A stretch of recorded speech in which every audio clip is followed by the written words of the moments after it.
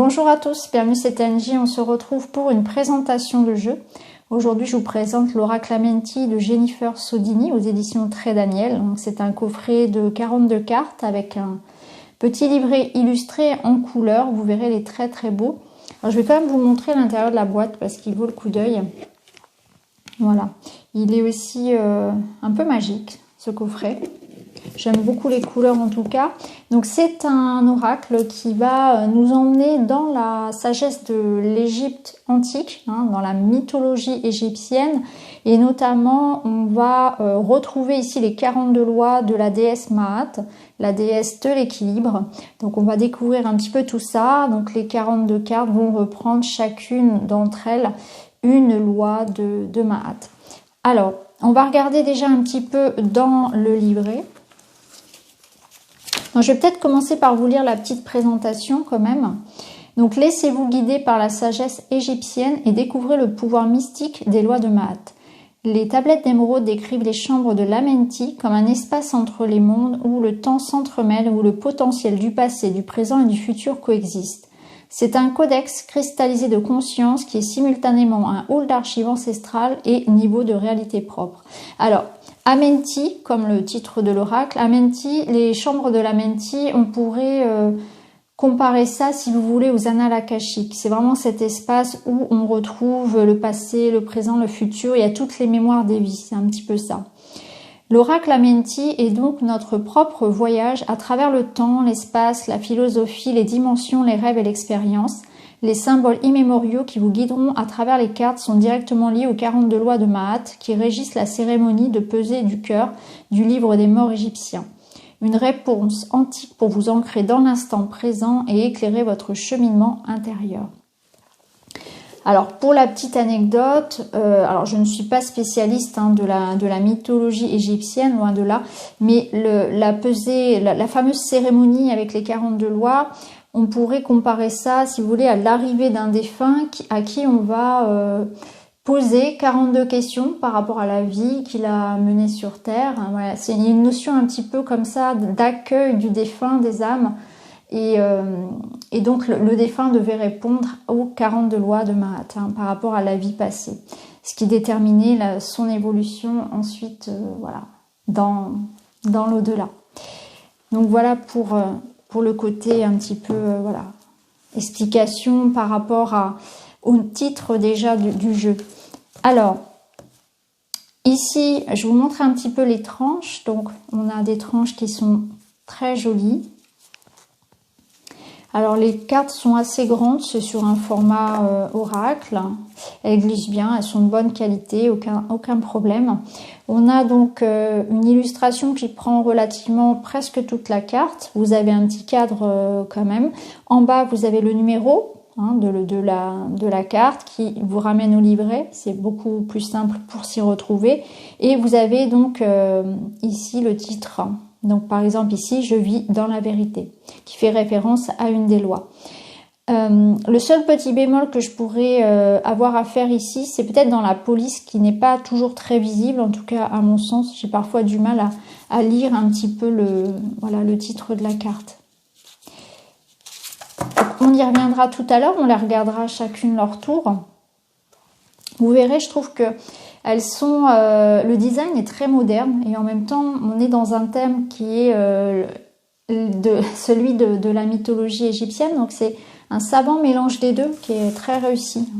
J'aime beaucoup aussi les couleurs, le côté un petit peu comme ça, un petit peu pop. Alors, donc l'auteur commence bien sûr par expliquer son cheminement jusqu'à la création du jeu.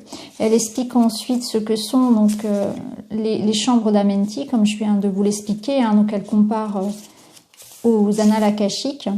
Ensuite, vous avez donc un petit chapitre par rapport à l'utilisation des cartes. Donc elle explique bien qu'il ne s'agit pas ici de faire de la prédiction.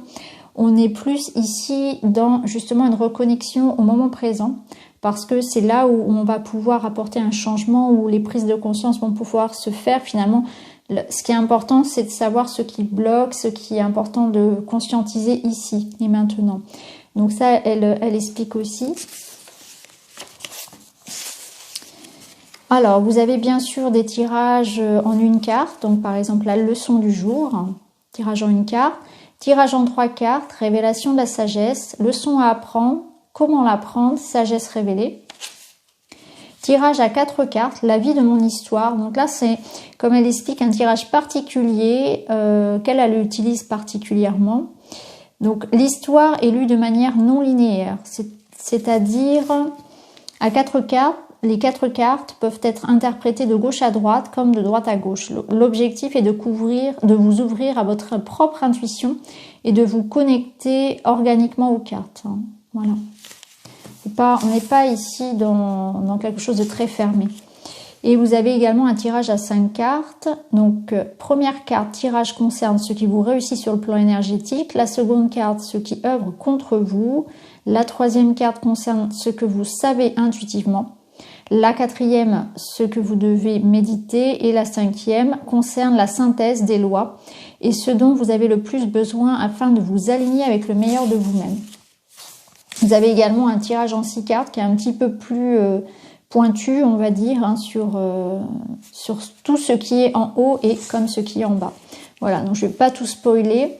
Ici, vous avez donc la signification des cartes. Donc vous avez la reprise ici des 42 lois de Mahat avec le titre de chaque carte. Et ensuite, on passe aux cartes. Donc pour chacune, vous avez l'illustration qui est reprise sur une pleine page en couleur. Donc vous avez le numéro pour la retrouver facilement, le titre et ensuite vous avez l'explication. Et vous avez toujours un petit proverbe qui accompagne. La plupart des cartes ont un petit proverbe également. Pas toutes, mais la plupart. Donc voilà pour le petit livret.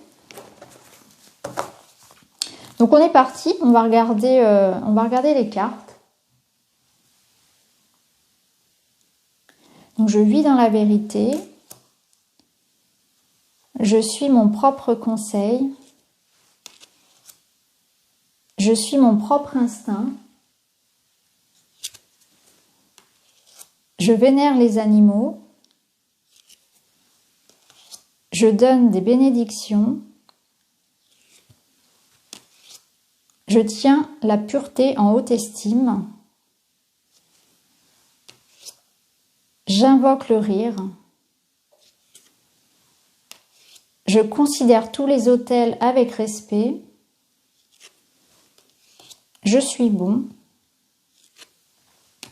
Je suis humble. J'offre avec sincérité. J'honore la vertu. Je profite avec gratitude. Je converse avec conscience. Je suis ouvert à toute forme d'amour. Je suis indulgent.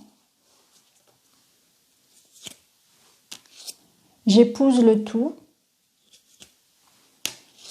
J'accomplis avec intégrité. J'ai confiance en mes relations. J'équilibre mes émotions. Je garde la pureté des eaux. Je crée l'harmonie.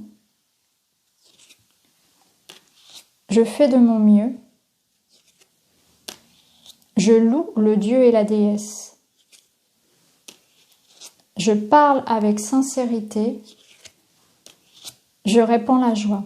C'est vraiment une de mes cartes préférées, celle-ci. Expanser la lumière.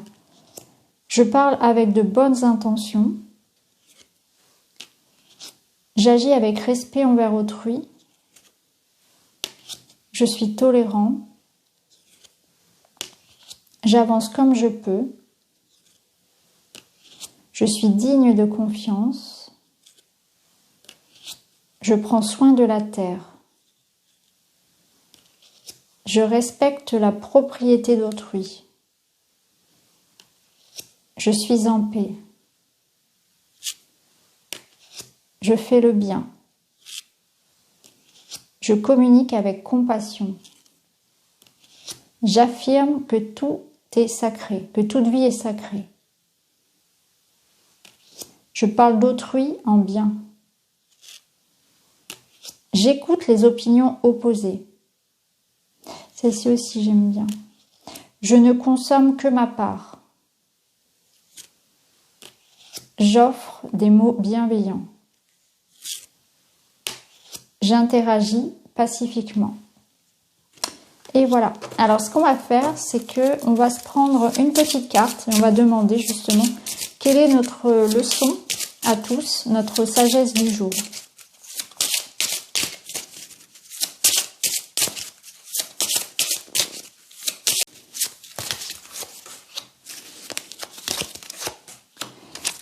Voilà.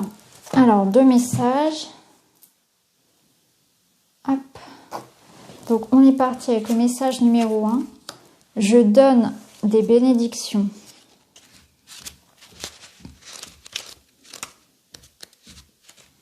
Certains pensent que prier signifie parler directement au tout, alors qu'en méditation, c'est plutôt le tout qui vous parle directement.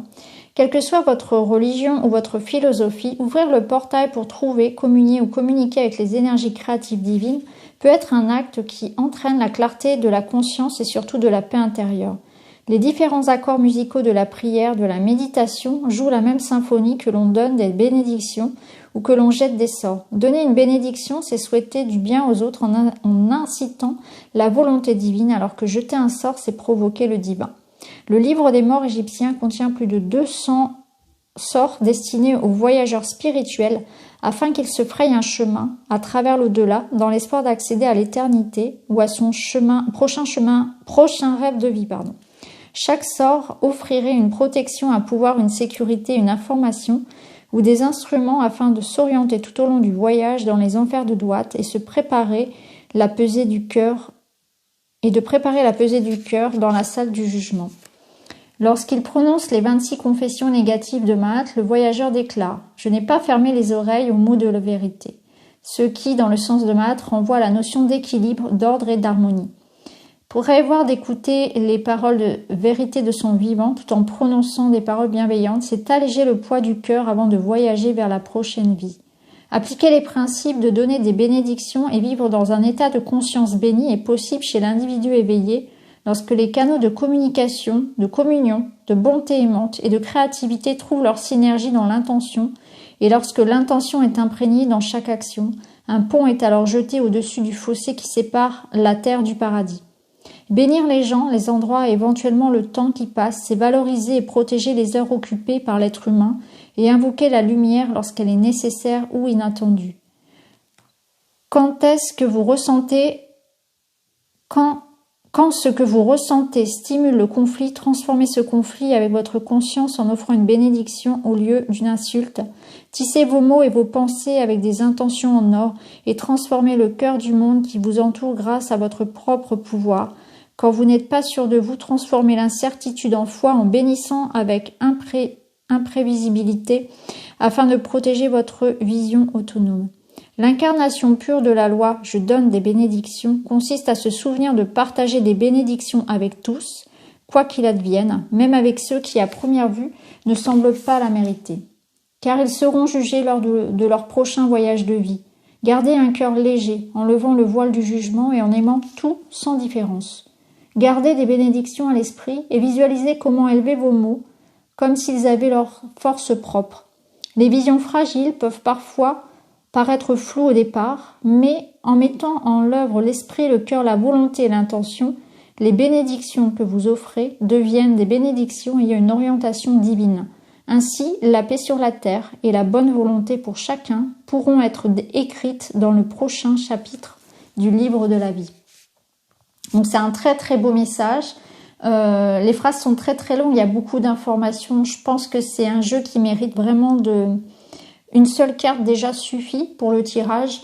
Et c'est un message qui est à relire et vraiment conscientiser et même méditer sur le message que transmet la carte. C'est vraiment pas un oracle qu'on va prendre comme ça. Voilà, c'est un oracle qui mérite qu'on y passe du temps et qu'on investisse vraiment dans le travail qu'on fait sur soi.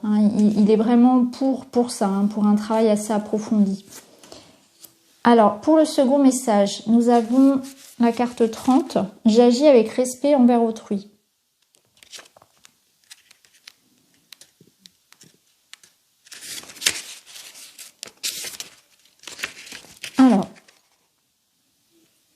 La règle d'or, ne fais pas à autrui ce que tu ne voudrais pas qu'on te fasse, a survécu autant comme un simple rappel de traiter les autres comme tu aimerais qu'on te traite. Respect est le mot-clé de cette règle d'or. C'est grâce à l'admiration de l'autre que fonctionne comme un reflet de nous-mêmes et que l'on se souvient d'incarner et d'encoder cette conduite dans notre conscience comme notre propre code moral. Le samouraï médiéval japonais vivait selon un code de conduite et de morale non écrit, connu sous le nom de Bushido. Les 6 vertus en ce code étaient le courage, la bienfaisance, la politesse, la loyauté, le contrôle de soi et l'honneur. Respecter et apprécier tout ce qui fait partie de la vie était la plus haute importance pour ces guerriers. Vous êtes le maître et le capitaine de votre esprit et la façon dont vous choisissez de vous conduire peut être le modèle de votre bienfaisance ou le miroir de votre malveillance. Lorsque nous nous souvenons de réfléchir la lumière et de rester loyal aux grands principes de vertu, notre cœur et notre esprit fusionnent et nous pouvons alors voir la beauté à chaque moment de la vie, quelles que soient les épreuves que nous bravons courageusement. Étouffer l'ardeur de l'ego lorsqu'il n'est pas respectueux. Tout le monde ne cherche pas à avancer sur le chemin de l'incarnation. Tout le monde n'aspire pas au même désir. Ne jugez pas, aimez davantage et laissez rêver ceux qui y sont encore endormis. Souvenez-vous de vivre avec lucidité selon votre propre imagination consciente, de manière fluide et sans vous débattre. Les bonnes manières sont des habitudes à prendre, elles caractérisent une personne de l'extérieur, mais elles sont aussi un style d'art ou de littérature. Lorsque nous adoptons une attitude respectueuse, l'art s'insinue dans nos vies, dans ce que nous créons, de ce que nous cultivons. Nous sommes un pavage vivant, une disposition parfaite des pièces d'un puzzle de la perception. Si nous appliquons la règle d'or à notre conduite, vivre selon cette loi nous permet de transmettre de l'énergie pure et positive à tous ceux que nous rencontrons et de laisser une empreinte éternellement durable. Donc voilà les amis pour ce partage de l'oracle Amenti. N'hésitez pas à me dire en commentaire si l'oracle vous parle, si les messages vibrent en vous. Toutes les remarques sont les bienvenues. Je vous remercie d'avoir regardé la vidéo. Je vous embrasse et je vous retrouve très vite dans une autre. À bientôt.